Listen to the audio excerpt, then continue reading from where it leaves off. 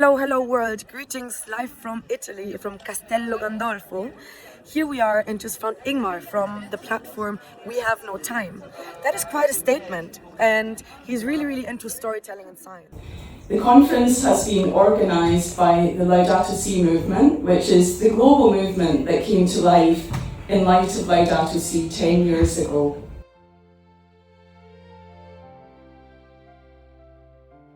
So the federal government had no interest in helping California with its environmental laws.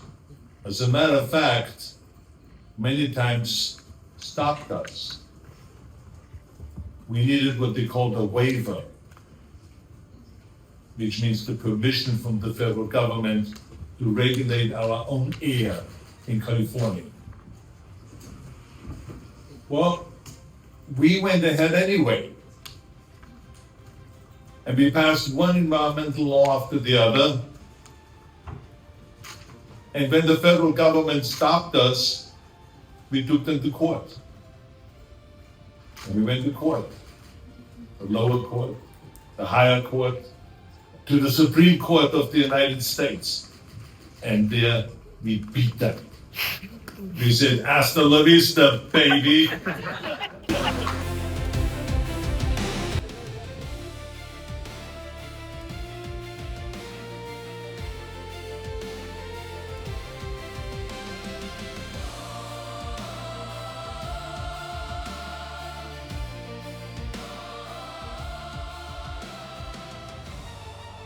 The most important thing to do is to bring as many people into the climate movement to take action as possible, and crossing the path into connecting with people of all faiths and having faith-based movements part of the climate justice movement is incredibly important. Well, Pope Francis was our very first state supporter. And he called for ecocide very early on in the course of our work.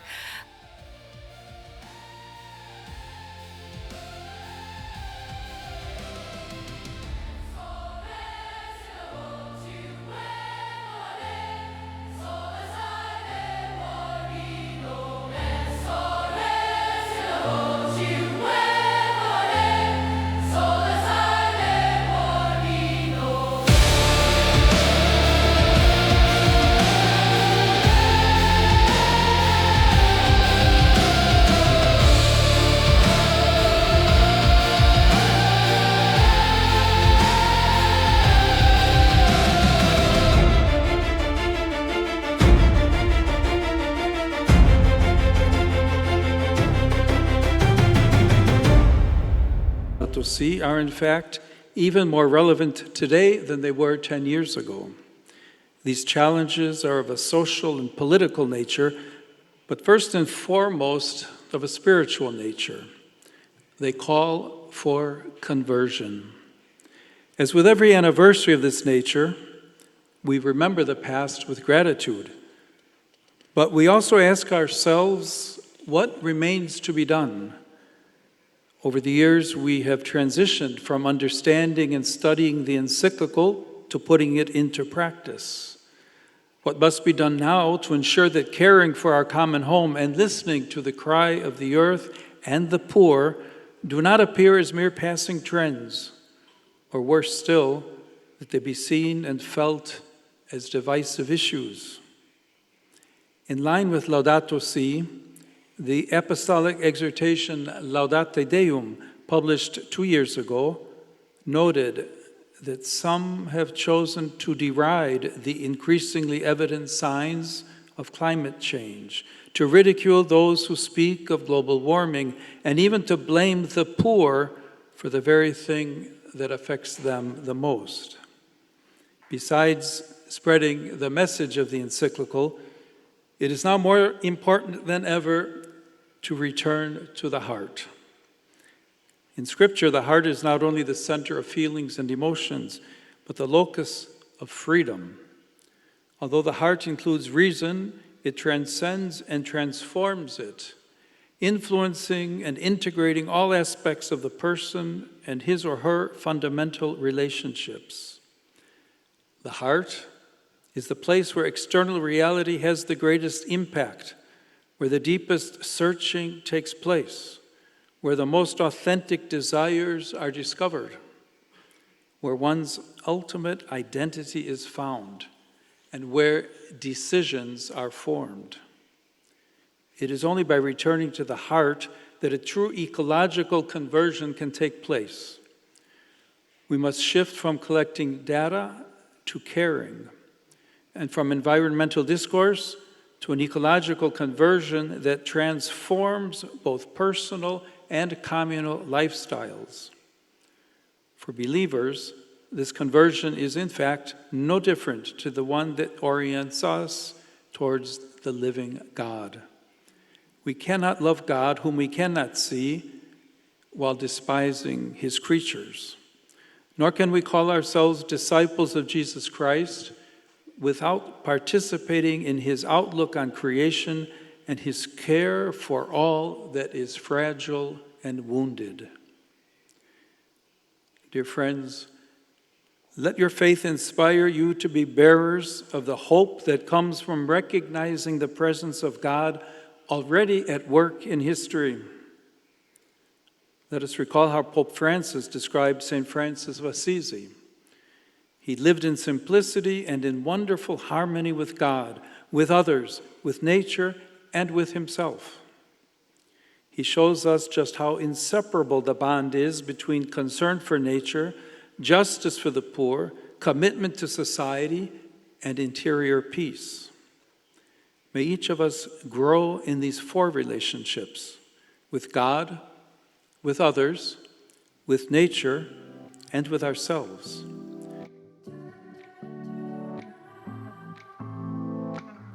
Once I spoke with an astronaut, just came back from the moon with the stars in his eyes. He said, out there I learned a lot. Something changes inside when you see the earth rise.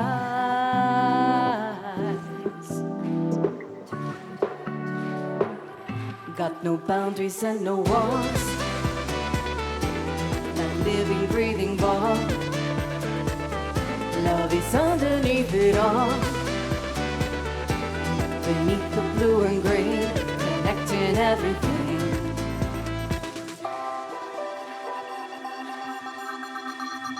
I met a girl, she was very young, yet she spoke burning words with a fire in her eyes. She said, hey, something's really wrong. Deserts grow, people die while the oceans rise. She said, can't you see the urgency? You pretend that you care, then you look away. You are trampling on our hopes and dreams. We can't wait for a change, got to start today.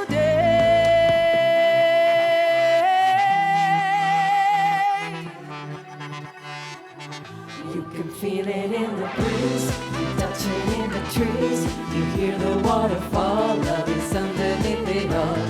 It's running in the fields, it's swimming in the deep. Beneath the blue and green, connected everything. Oh, yeah, I believe it isn't too late to turn around.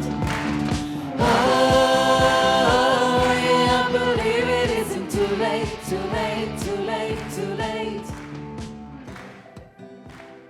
Or do you turn off the tap? And if we do not turn off the tap on fossil fuels, we are not addressing the root cause, 86% of the problem. So therefore, more people should have been saying much earlier that we have to get out of our addiction of fossil fuels. Imagine this, the climate negotiations, the so-called COPs, has been going on for 30 years now. It took 28 years before 86% of the problem of climate change was even mentioned in an outcome document of COP.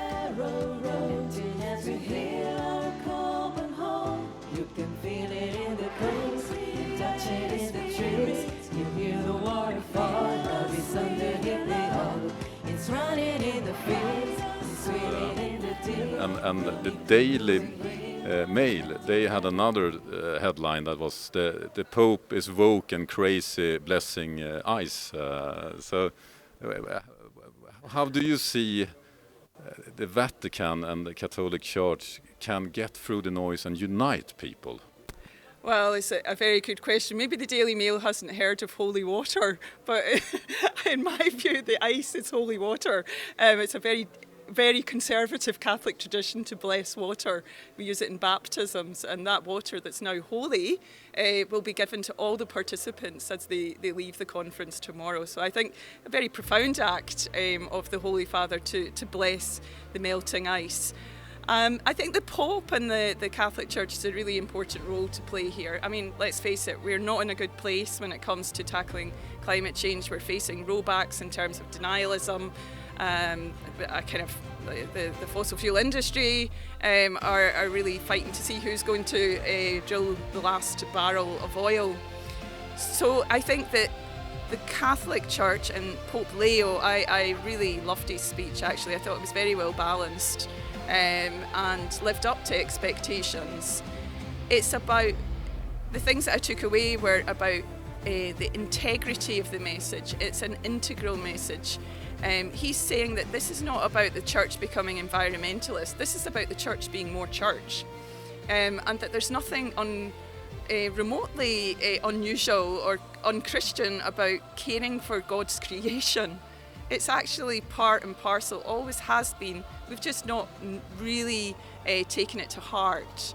So that has been his message, and I think that he really underscored the importance of going back to the science. That was really important, of building coalitions, doing this together. He also talked about the need to continue to do advocacy, to be talking truth to power in the language I use. So I think that the message he gave is also a uniting message, because as people of all faiths, and there are people representing all faiths here, people of many different traditions and belief systems, we all share the one planet, and that's what has to come out, I think, in the next while in terms of overcoming divisions, that we walk on the same soil and we breathe the same air. And we have, if you're a Christian, you believe we have the same Father, the same Spirit. So we have to kind of look at where the commonalities are as well. There's a great number of Christians and people of faith who are not, let's say, anti this message. But they're sitting on the fence, and maybe have not been engaged yet in language in ways that they understand how integral this is to their faith and their lives.